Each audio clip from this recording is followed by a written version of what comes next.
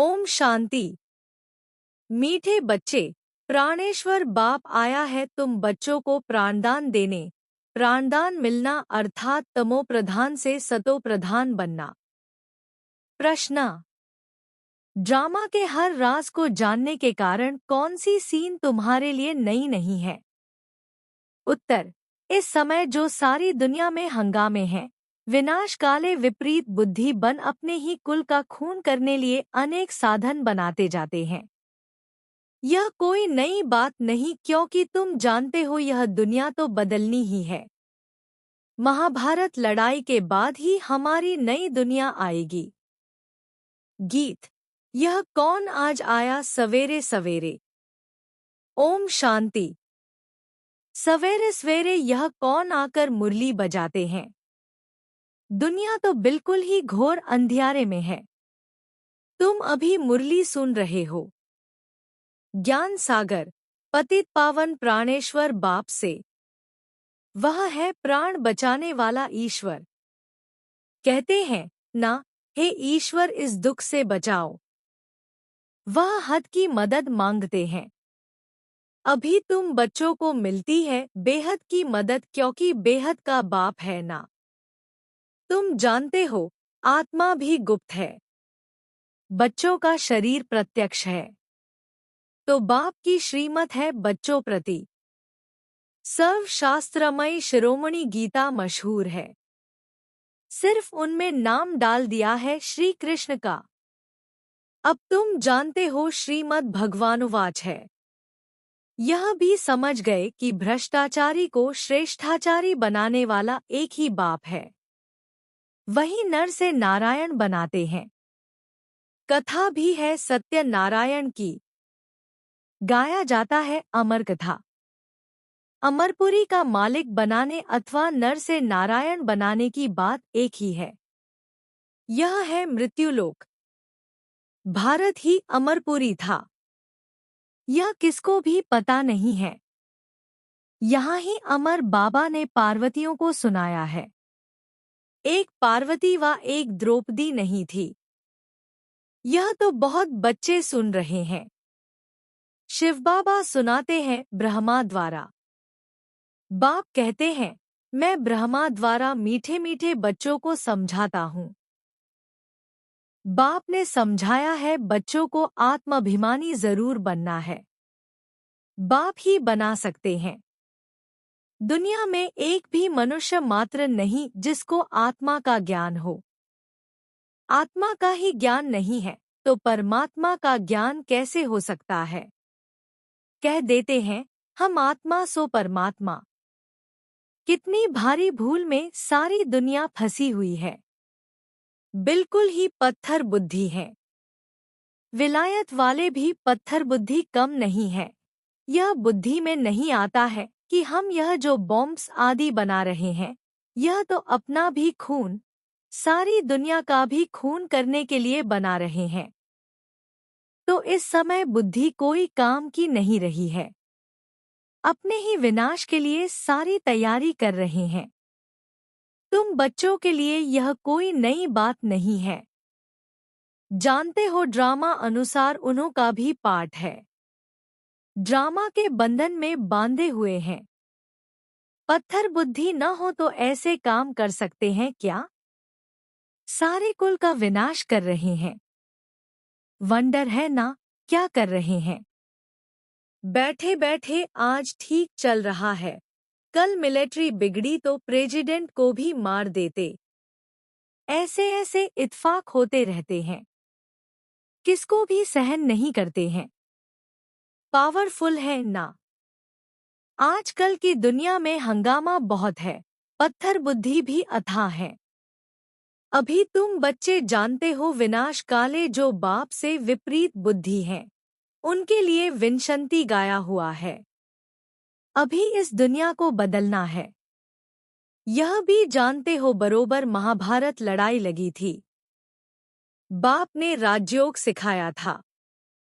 शास्त्रों में तो टोटल विनाश दिखा दिया है, परंतु टोटल विनाश तो होता नहीं है, फिर तो प्रलय हो जाए, मनुष्य कोई भी न रहे। सिर्फ 5 तत्व रह जाएं। ऐसे तो हो नहीं सकता। प्रलय हो जाए तो फिर मनुष्य कहाँ से आए? दिखाते हैं, श्री कृष्ण अंगूठा चूसता हुआ पीपल के पत्ते पर सागर में आया। बालक ऐसे आ कैसे सकता? शास्त्रों में ऐसी ऐसी बातें लिख दी हैं, जो बात मत पूछो। अभी तुम कुमारियों द्वारा इन विद्वानों, भीष्म पितामह आदि को भी ज्ञान बाण लगते हैं। वह भी आगे चलकर आएंगे। जितना जितना तुम सर्विस में जोर भरेंगे, बाप का परिचय सबको देते रहेंगे, उतना तुम्हारा प्रभाव बढ़ेगा। हाँ, विघ्न भी पड़ेंगे। यह भी गाया हुआ है, आसुरी संप्रदाय के इस ज्ञान यज्ञ में बहुत विघ्न पड़ते हैं। बेचारे पत्थर बुद्धि मनुष्य कुछ नहीं जानते कि यह क्या है। कहते हैं, इन्हों का तो ज्ञान ही न्यारा है। यह भी तुम समझते हो नई दुनिया के लिए नई बातें हैं। बाप कहते हैं, यह राजयोग तुमको और कोई सिखला नहीं सकेंगे। ज्ञान और योग बाप ही सिखला रहे हैं। सद्गति दाता एक ही बाप है, वही पतित पावन है, तो जरूर पतितों को ही ज्ञान देंगे ना। तुम बच्चे समझते हो, हम पारस बुद्धि बन पारसनाथ बनते हैं। मनुष्यों ने मंदिर कितने ढेर बनाए हैं, परंतु वह कौन है, क्या करके गए हैं, अर्थ कुछ भी नहीं समझते। पारसनाथ का भी मंदिर है, परंतु किसको भी पता नहीं है। भारत पारसपुरी था, सोने हीरे जवाहरातों के महल थे। कल की बात है। क्या क्या करते हैं तुम माताएं, तो ऐसे कर ना सको, बैठ भी ना सको। बाप कहते हैं, मीठे बच्चे, यह कुछ करने की तुमको दरकार नहीं है। स्कूल में स्टूडेंट कायदे सिर तो बैठते हैं ना। बाप तो वह भी नहीं कहते हैं, जैसे चाहे वैसे बैठो। बैठकर थक जाओ तो अच्छा सो जाओ। बाबा कोई बात में मना नहीं करते हैं। यह तो बिल्कुल सहज समझने की बात है, इसमें कोई तकलीफ की बात नहीं। भल कितना भी बीमार हो, पता नहीं सुनते सुनते शिव बाबा की याद में रहते रहते और प्राण तन से निकल जाएं। गाया जाता है ना, गंगा का तट हो, गंगा जल मुख में हो, तब प्राण तन से निकले। वह तो सब है भक्ति मार्ग की बातें। वास्तव में है यह ज्ञान अमृत की बात। तुम जानते हो, सचमुच ऐसे ही प्राण निकलने हैं। तुम बच्चे आते हो परमधाम से, हमको छोड़कर जाते हो। बाप कहते हैं, मैं तो तुम बच्चों को साथ ले जाऊंगा। मैं आया हूं तुम बच्चों को घर ले जाने के लिए। तुमको न अपने घर का पता है, न आत्मा का पता है। माया ने बिल्कुल ही पंख काट डाले हैं, इसलिए आत्मा उड़ नहीं सकती, क्योंकि तमो प्रधान है। जब तक सतो प्रधान बने तब तक शांतिधाम में जा कैसे सकती। यह भी जानते हैं, ड्रामा प्लान अनुसार सबको तमो प्रधान बनना ही है। इस समय सारा झाड़ बिल्कुल तमो प्रधान जड़जड़ीभूत हो गया है। बच्चे जानते हैं, सब आत्माएं तमो प्रधान है। नई दुनिया में होती है सतो प्रधान। यहाँ किसकी सतो प्रधान अवस्था हो न सके। यहाँ आत्मा पवित्र बन जाए तो फिर यहाँ ठहरे नहीं, एकदम भाग जाए। सब भक्ति करते ही हैं, मुक्ति के लिए अथवा शांतिधाम में जाने के लिए, परंतु कोई भी वापस जा नहीं सकते। लॉ नहीं कहता। बाप यह सब राज बैठ समझाते हैं, धारण करने लिए। फिर भी मुख्य बात है बाप को याद करना, स्वदर्शन चक्रधारी बनना।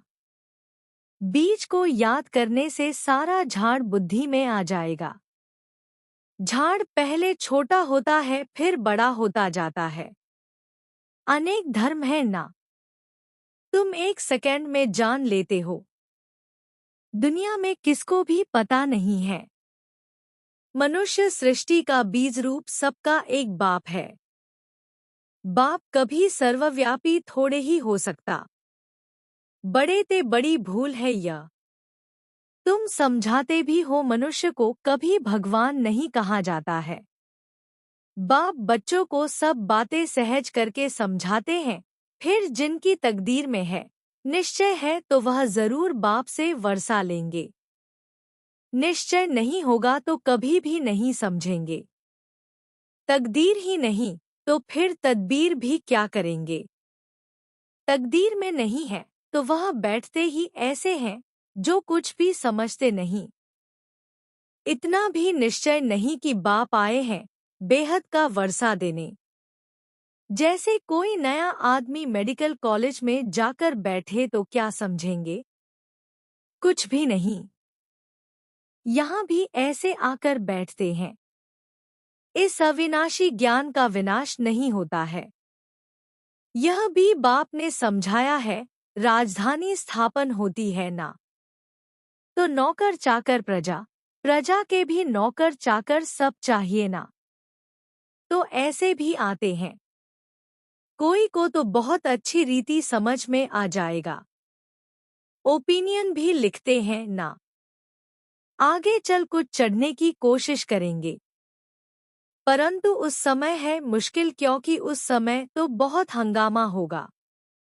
दिन प्रतिदिन तूफान बढ़ते जाते हैं। इतने सेंटर्स हैं। अच्छी रीति समझेंगे भी। यह भी लिखा हुआ है ब्रह्मा द्वारा स्थापना। विनाश भी सामने देखते हैं। विनाश तो होना ही है।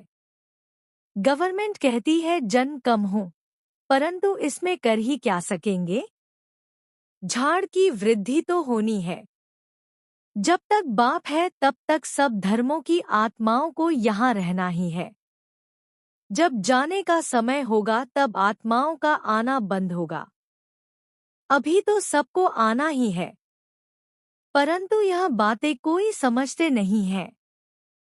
बापूजी भी कहते थे रावण राज्य है, हमको रामराज्य चाहिए। कहते हैं फलाना स्वर्गवासी हुआ तो इसका मतलब यह नरक है ना। मनुष्य इतना भी समझते नहीं। स्वर्गवासी हुआ तो अच्छा है ना, जरूर नरकवासी था। बाबा समझाते हैं मनुष्यों की सूरत मनुष्य की, सीरत बंदर की है। सब गाते रहते हैं पतित पावन सीताराम। हम पतित हैं, पावन बनाने वाला है बाप। वह सब है भक्ति मार्ग की सीताएं, बाप है राम। किसको सीधा कहो तो मानते नहीं। राम को बुलाते हैं। अभी तुम बच्चों को बाप ने तीसरा नेत्र दिया है। तुम जैसे अलग दुनिया के हो गए हो। पुरानी दुनिया में क्या क्या करते रहते हैं, अभी तुम समझते हो। तुम बच्चे बेसमझ से समझदार बने हो। रावण ने तुमको कितना बेसमझ बना दिया है। बाप समझाते हैं इस समय सभी मनुष्य तमोप्रधान बन गए हैं। तब तो बाप आकर सतोप्रधान बनाते हैं। बाप कहते हैं भल तुम बच्चे अपनी सर्विस भी करते रहो, सिर्फ एक बात याद रखो, बाप को याद करो। तमोप्रधान से सतोप्रधान बनने का रास्ता और कोई बता नहीं सकता। सर्व का रूहानी सर्जन एक ही है। वहीं आकर आत्माओं को इंजेक्शन लगाते हैं, क्योंकि आत्मा ही तमोप्रधान बनी है। बाप को अविनाशी सर्जन कहा जाता है। अभी आत्मा सतोप्रधान से तमोप्रधान बनी है, इनको इंजेक्शन चाहिए। बाप कहते हैं बच्चे अपने को आत्मा निश्चय करो और अपने बाप को याद करो। बुद्धियोग ऊपर स्वीट होम में लगाओ। हमको स्वीट साइलेंस होम में जाना है। निर्वाण धाम को स्वीट होम कहा जाता है। अच्छा, मीठे मीठे सिकीलधे बच्चों प्रति माता पिता बाप दादा का याद प्यार और गुड मॉर्निंग। रूहानी बाप की रूहानी बच्चों को नमस्ते। धारणा के लिए मुख्य सार। 1। यह पुरानी दुनिया विनाश हुई पड़ी है, इसलिए इससे अपने आप को अलग समझना है। झाड़ की वृद्धि के साथ साथ जो विघ्नों रूपी तूफान आते हैं, उनसे डरना नहीं है, पार होना है। 2। आत्मा को सतो प्रधान बनाने के लिए अपने को ज्ञानयोग का इंजेक्शन देना है। अपना बुद्धियोग स्वीट होम में लगाना है। वरदान। पहले आप के पाठ द्वारा ताजधारी बनने वाले चतुर सुजान भव। जैसे बापदादा अपने को ओबीडियंट सर्वेंट कहते हैं, सर्वेंट कहने से ताजधारी स्वतः बन जाते हैं, ऐसे आप बच्चे भी स्वयं नम्रचित बन दूसरे को श्रेष्ठ सीट दे दो। उनको सीट पर बिठाएंगे तो वह उतरकर आपको स्वतः ही बिठा देगा। अगर आप बैठने की कोशिश करेंगे तो वह बैठने नहीं देगा, इसलिए बिठाना ही बैठना है। तो पहले आपका पाठ पक्का करो, फिर संस्कार भी सहज ही मिल जाएंगे, ताजधारी भी बन जाएंगे। यही चतुर सुजान बनने का तरीका है। इसमें मेहनत भी नहीं, प्राप्ति भी ज्यादा है। स्लोगन। अव्यक्त स्थिति का अनुभव करने के लिए अंतर्मुखी एकांतवासी बनो। ये अव्यक्त इशारे, एकता और विश्वास की विशेषता द्वारा सफलता संपन्न बनो। अभी तक अलग अलग फूल अपनी अपनी रंगत दिखा रहे हैं, लेकिन जब गुलदस्ते के रूप में अपनी खुशबू फैलाएंगे, शक्ति दल प्रत्यक्ष होगा, तब यह संगठन की शक्ति परमात्म प्रत्यक्षता के निमित्त बनेंगी। अभी एक एक अलग होने के कारण मेहनत ज्यादा करनी पड़ती है, लेकिन जब संगठन एकमत होगा तो मेहनत कम, सफलता जास्ती होगी। ओम शांति।